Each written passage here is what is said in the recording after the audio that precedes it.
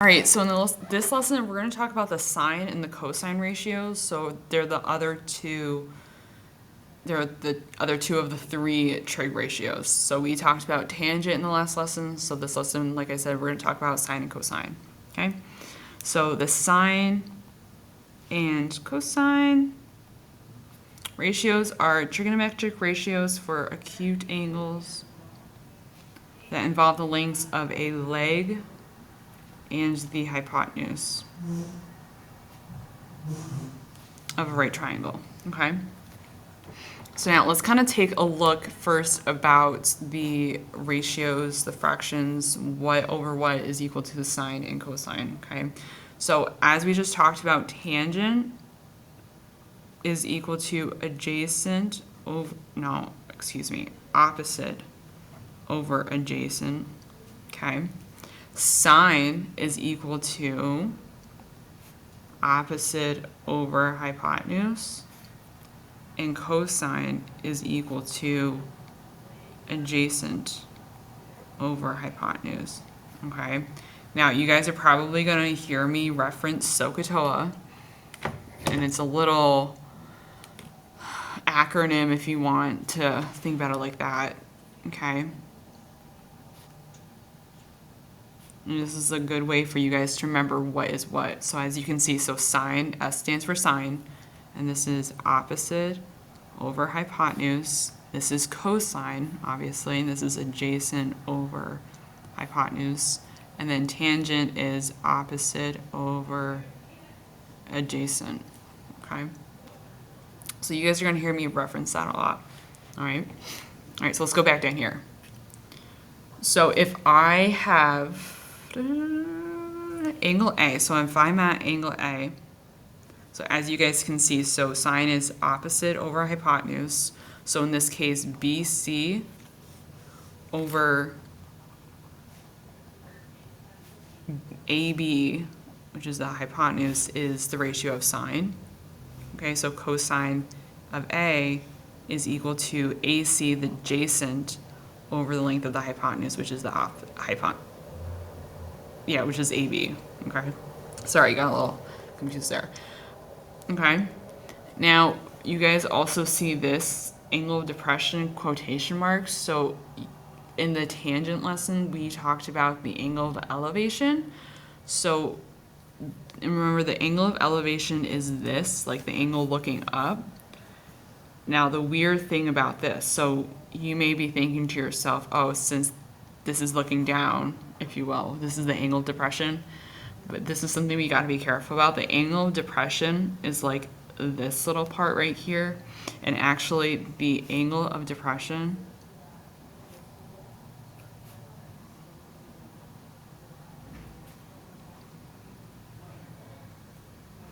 is equal to the angle of elevation. Okay, it's really weird, but it's also kind of important to bring that up because you guys are going to be seeing that quite a bit in word problems. So like I said, you guys were going to see angle of elevation often. You're going to see this pretty often too, okay? So it's important to note that though. And it's important to know this is the angle of depression, not this. All right. Okay, so let's take a look at the bottom. So we must understand the difference between these three questions. So you guys need to know the difference between sine, the ratio of sine, the ratio of cosine, and when it's asking to find the measure of the angle. Okay. So for A, they just want us to find the ratio of A for sine. So sine, as we just talked about, is opposite over hypotenuse. So based on angle A, so we're looking at angle A. This is my opposite, this is my hypotenuse. Okay, so sine of A is equal to 24 over 40. Okay, so they just want us to find the ratio. Again, for cosine of A, so this is my adjacent. So cosine is adjacent over hypotenuse. So 32 over 40, okay? Now they want us to find the measure of angle A. Now, as you guys can see, they're both like, angle A is in both of them, so it doesn't matter what one we use. So let's use sine, just because, I don't know, I like sine better. Okay, now remember, but you can use cosine too. So now remember, to find an angle, we need to take the sine inverse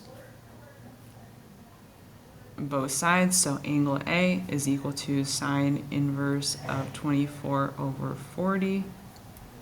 Okay, so we need to go to our calculator. So sine inverse of 24 over 40. So angle A is equal to 36.86989765. So A is equal to, let's round to the nearest degree, so just degrees, okay?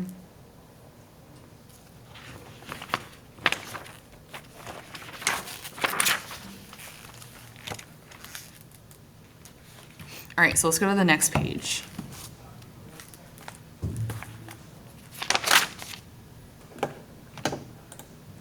All right, I am not going to go through all of these examples. I'm only going to go over a few, like 4 or 5. All right, so let's start with 1. Now, you guys aren't, when you are going to be given SOHCAHTOA problems, you aren't necessarily going to be told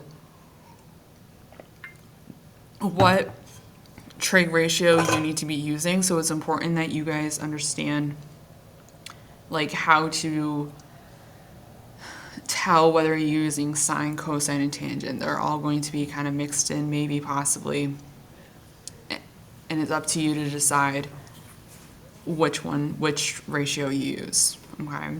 So obviously in this case, they tell you, but in these questions right here, they don't, okay? So let's do some examples where it's kind of mixed in, where it's kind of clear what ratio we need to be using, but then we're going to do some examples where it's not so clear. Okay, so let's take a look at 1. So 1, we want to find the tangent of z. So we're focusing on angle z. Now tangent is opposite over adjacent. So this is my opposite, adjacent, and hypotenuse.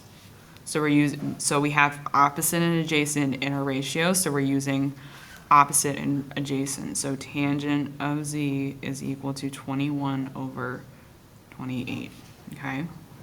And that's all they're asking for. All right, so let's look at 3. So we're focusing on the sine of angle C. So sine is opposite over hypotenuse. So we have the sine of C is equal to opposite over hypotenuse.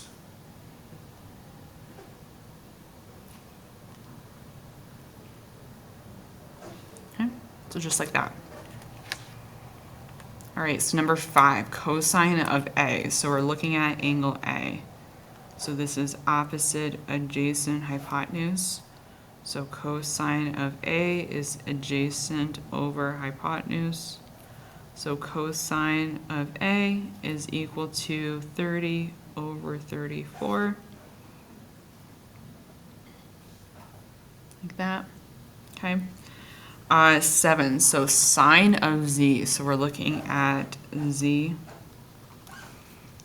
So this is my opposite adjacent hypotenuse.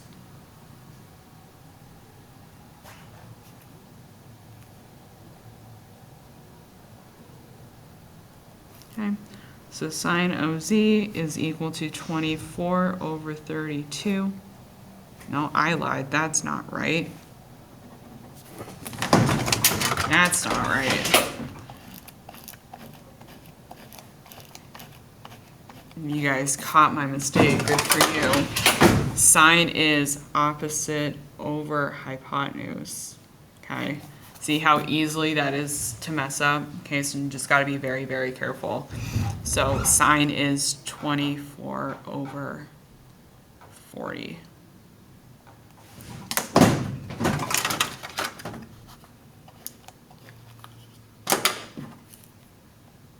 There we go. Okay, next one. Cosine of z. So again, here's my person. So opposite, adjacent, hypotenuse. Clearly I cannot write today. So cosine is adjacent over hypotenuse. So cosine is of z is 24 over 30. Okay. All right, so let's go on the next page.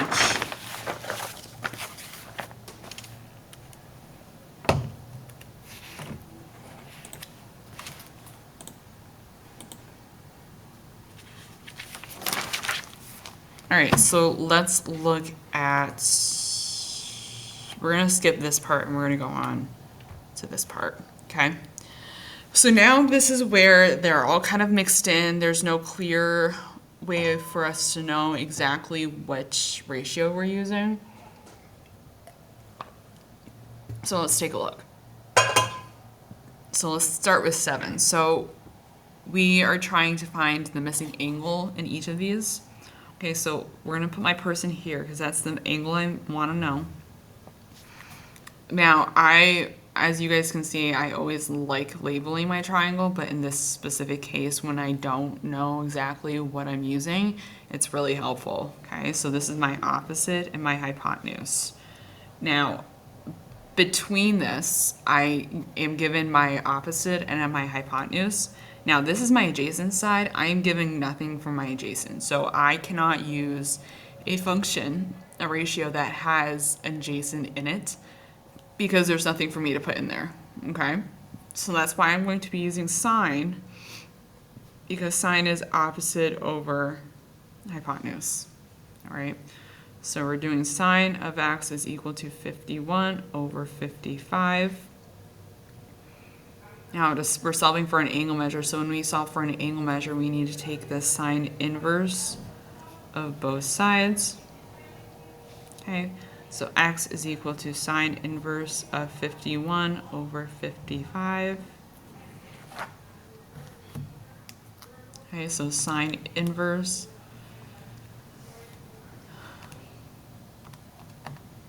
of 51 over 55. So x, our missing angle, is going to be 68.013597. And rounded to the nearest degree is 68 degrees.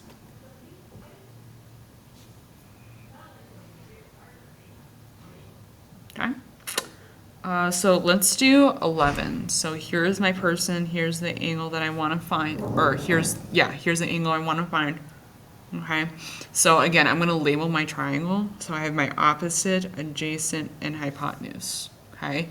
Now I am given nothing for the hypotenuse, so I cannot use a ratio that has hypotenuse in it because, again, like up here, I have nothing to put in there. Like I had nothing to put in the adjacent part, I have nothing to put in the hypotenuse part, so I can't use that. So that's why I'm using tangent, because tangent is opposite over adjacent. Okay. So tangent of x is equal to 29 over 38. So now I'm taking the tangent inverse of both sides. Okay, so those cancel. So x is equal to tangent inverse of 29 over 38. Now I go to my calculator, so tangent inverse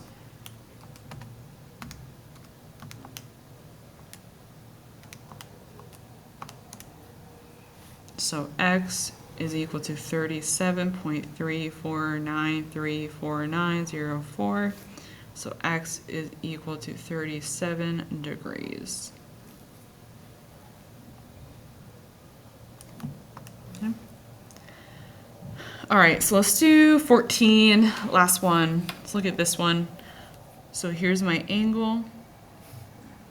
Okay, so let's label my triangles. This is opposite, adjacent, and hypotenuse. Now, I have something for my adjacent and I have something for my hypotenuse. So I have to use, and I'm giving nothing for my opposite. So I cannot use a function that has opposite in it. So that's why I'm going to be using cosine, because cosine is adjacent over hypotenuse. Okay, so cosine of x is equal to 52 over 56. So cosine inverse of both sides. So x is equal to cosine inverse of 52 over 56. So cosine inverse, so 52 over 56. Okay, so x is equal to 21.786789.3. So x is equal to, rounded to the nearest degree, is 22 degrees.